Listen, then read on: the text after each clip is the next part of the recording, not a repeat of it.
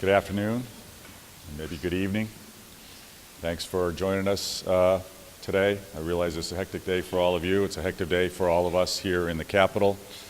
The General Assembly is winding up the regular spring session. My understanding is the Senate has adjourned and the House is in the final stages of wrapping things up. A stunningly disappointing General Assembly session this spring. We do not have a balanced budget. We have an attempt to force major tax hikes on the people of Illinois, and we have absolutely no significant reforms and no sincere effort that we can tell yet to achieve significant reforms for the people of Illinois. Our people deserve so much better. Not another phony budget, not another unbalanced budget, and not a continuing effort to force tax hikes. We cannot tax our way out of our problems. We've got to restructure so we can grow. The long-run answer for the families of Illinois is growth. And unless we restructure, we won't grow. And if all we do is raise taxes, we won't grow. Now, I've heard chatter in the last couple days, including this morning, that Speaker Madigan and President Cullerton are about the middle class. You'll probably hear a lot about that in the coming days, I would speculate. Let me be crystal clear. They are not about the middle class. They are about the political class in Illinois. Let us all be crystal clear what's going on here. This is a battle for the future of Illinois, and it pits the political class against the people, the middle class, all income levels. That's what's going on here. The insiders in Springfield who make their money from the government are at war with the people of the state, the taxpayers, the homeowners, the school children and their parents, small business owners. Those are the folks who are suffering in Illinois. And you know what groups are doing well in Illinois? You know who's doing well in Illinois? Politicians and the folks who make their money from the government, lobbyists, special interest groups, government union heads. Those are the folks who are doing great in Illinois. The middle class is suffering in Illinois and has for years under Speaker Madigan and President Cullerton's administration. And they've been the most powerful politicians in this state for a long time. You know who's hurting in Illinois? Truck drivers are hurting in Illinois. Factory workers are hurting in Illinois.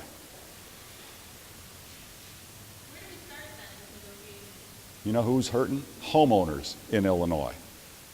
You know who's hurting? Plumbers, carpenters. Their jobs have left.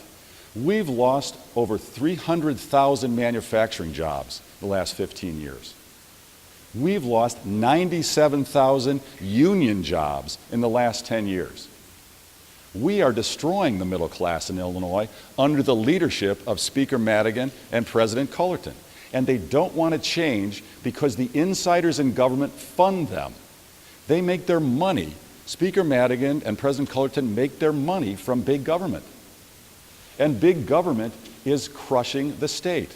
Since when is it good for the middle class to have higher taxes? How does that help the middle class?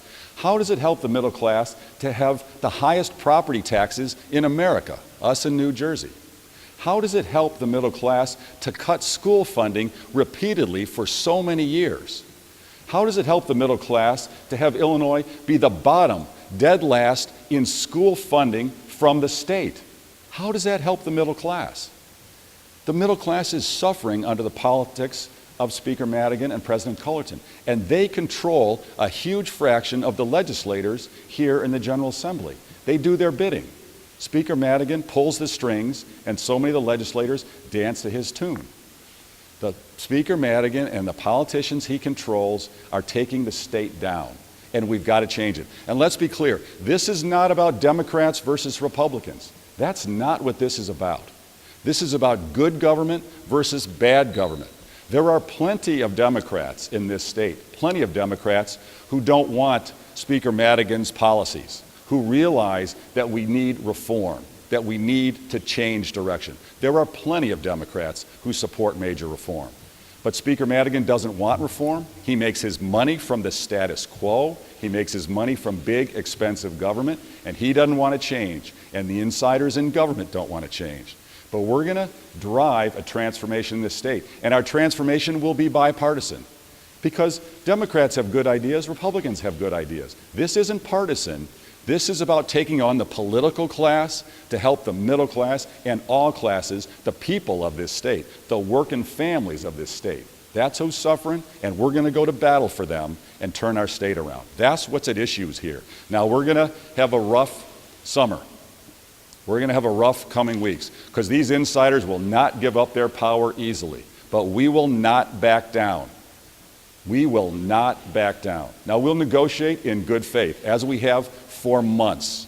We will negotiate in good faith every day. I'm a workaholic. I work 24/7. I live here in Springfield. I was very gratified, I'll tell you this. I was very pleased to hear Speaker Madigan this morning say that he will not ask the General Assembly to charge taxpayers in Illinois more to work this summer. That's great. I'd asked for that Friday, and he's honored that and done that. That's terrific. That's a small bit of good news. It's very small, but it is good news. And now starting going forward, starting tomorrow and every day, I look forward to meeting with the General Assembly to negotiate in good faith to get major structural reform as part of a truly balanced budget. And we'll work every day. I'll meet with members of the General Assembly wherever they'd like to meet, here in Springfield, in Decatur, in Peoria, in Chicago, wherever they'd like to meet, and any day of the week. And I look forward to working together to get compromise on a bipartisan basis to transform our government, working for the people again, for the working families of this state, so we can drive value for taxpayers, so we can get a strong, healthy economy that's creating high-quality jobs for everyone who wants to work. And we've got a government that's responsible to the people and working for the voters and the taxpayers, not working for the insiders in the government who make their money from the government. So we look forward to it. I'll see many of you in the coming days, in the coming weeks. I hope we can get some good bipartisan reforms done relatively quickly. But you know what? This may take a while, and we are ready. We're making contingency plans. This could be a while. It could be rough. Change does not come easily. These folks will not give up their power easily. But the people of Illinois deserve it. They deserve dramatic change, and we're going to bring dramatic change to this state. You said you're making contingency plans. Well, it's good leadership and good management to try to anticipate all possible scenarios. We've been doing that for a while, and we will continue. I won't go into the detail of that right this afternoon. We'll keep you informed on that as it unfolds, but we need good planning and we need preparations because this is going to be a difficult process. If you don't get a budget by the time a new fiscal year begins, does your contingency plan account for that and all of the schools, agencies, et cetera, that depend on state funding? Well, we are going to prepare for any and all contingencies. But again, I will always be optimistic and hopeful that we can get a truly balanced budget, and we could get major structural reforms so we can grow. And that will be our focus. President Fullerton says that you can offer him an olive branch in negotiating by pulling these ads that we're expected to see from you attacking Democrats. I'm not sure where the speculation comes from. I'm not sure what the president's referring to. He said You know what, told him that you were preparing an ad blitz against him. We're not going to talk and speculate about messaging going forward. What we've got to do is drive major structural reform in the state. If anybody wants to criticize or complain about paid media versus earned media, you can look and see already Speaker Madigan and some of his allies have sent out mailers against some of the legislators who voted against the Madigan agenda. That has already occurred. I haven't heard many of you raising a ruckus about it.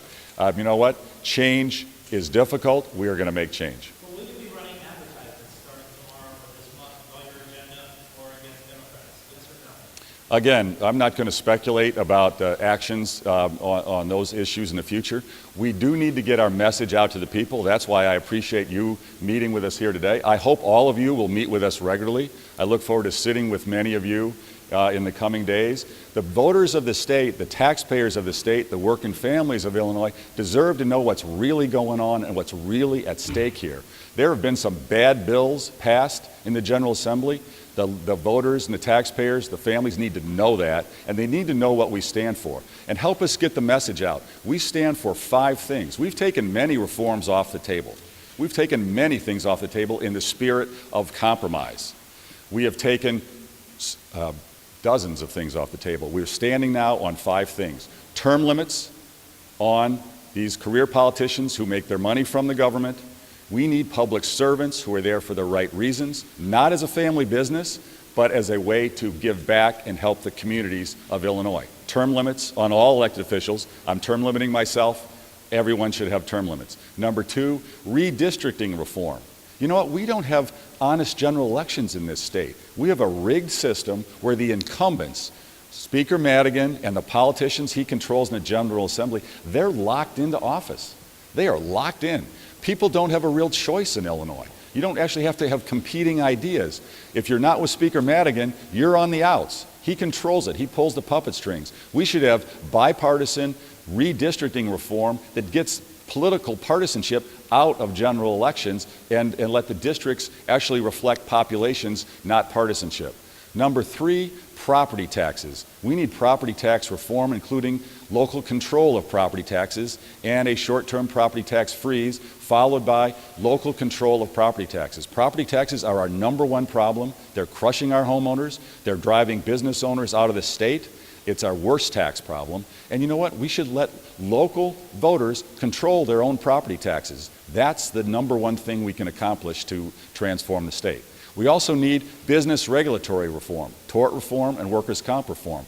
Those are the top 2 regulatory issues I've heard as I've traveled the state for the last 2.5 years. Those regulations are driving employers out of the state. We need more employers here. We need to grow our economy. That's how we'll have more jobs. That's how we'll get rising family incomes. That's how we'll grow our middle class. You know what? We've had average family incomes declining for most of the last 10, 12 years in Illinois. We're going the wrong way. Growth and high-quality education is the key. That's what our reforms are about, and we need your help to get that message out to the voters. Help us disseminate that message. Ads become much less relevant if you guys help us get the message out, the truth of what's going on. Yes. How we can start now that we've had 48 hours of rhetoric and a blitz of press conferences today from everyone on both sides of the aisle. Where does the compromise start? How do you guys come together now? You guys are so far apart. Well, I spoke to the speaker today on the phone. It was very cordial, very friendly discussion. I spoke to President Cullerton this morning. I met with them on Friday. I had a very good discussion, a couple of discussions with Mayor Emanuel yesterday. The reality is, and I had a meeting today with Leader Radonio and Leader Durkin. We are talking. We will continue to talk. And we'll talk on wherever location, whatever time frame works for everybody. This will be a ongoing, continuous process. And our administration, our staffs, are talking all the time with the staffs of Speaker Madigan, President Cullerton, et cetera. I would think that we'll have leaders talks very frequently, but I also think members of the General Assembly and staffs will also be very involved in the ongoing discussions. Mary Ann, yes. You coming out and calling out Cullerton and Madigan and saying they're not for the middle appeal, pretty much just dissing them, and then next time is that you're still talking. So it's still rhetoric. I mean, how do you start a discussion when you just make them look too bad? We started negotiations last November. I mean, this is not. What you say? You talk to them and you blame them. The truth needs to be out. Speaker Madigan has been the one constant in Illinois politics for more than 30 years. We've been driven into the ditch. You know what? The truth hurts, but you know what? The truth needs to be known. And if anybody wants to hide from the truth, so be it. The truth needs to be known by the people of Illinois. But has the standoff gotten too personal? So, wait, you asked one. Did you? Oh, you had one too. You said Speaker Michael Madigan on the phone this morning, that he's driving Illinois into a ditch and he's responsible for all these problems. That's the question we're having. Is the mayor having cordial conversation with Madigan, but you're up here saying he's the worst thing for Illinois? The speaker and I will have constant communication, as we have for a long time. And you know what? He's positioning his message. He's sending mailers. He's talking to you guys to spin things to protect his position and protect his power.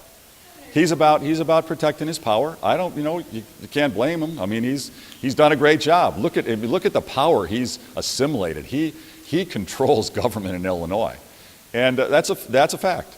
And I'm a threat to his power because I'm here to just work for the people. I'm a volunteer. I'm not taking a salary. I'm not taking a pension. I'm doing this because I love Illinois. And I can't be bought, bribed, or intimidated. These special interest groups that have been sending out the mailers and that are going to be attacking me, you watch the attacks coming against me in the next couple of weeks. This ain't tiddlywinks. I mean, you know what? This is about good government taking on bad government.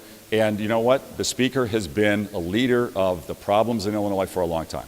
He's gotten too personal. I mean, he's said your views are extreme. You compared him to a puppet master.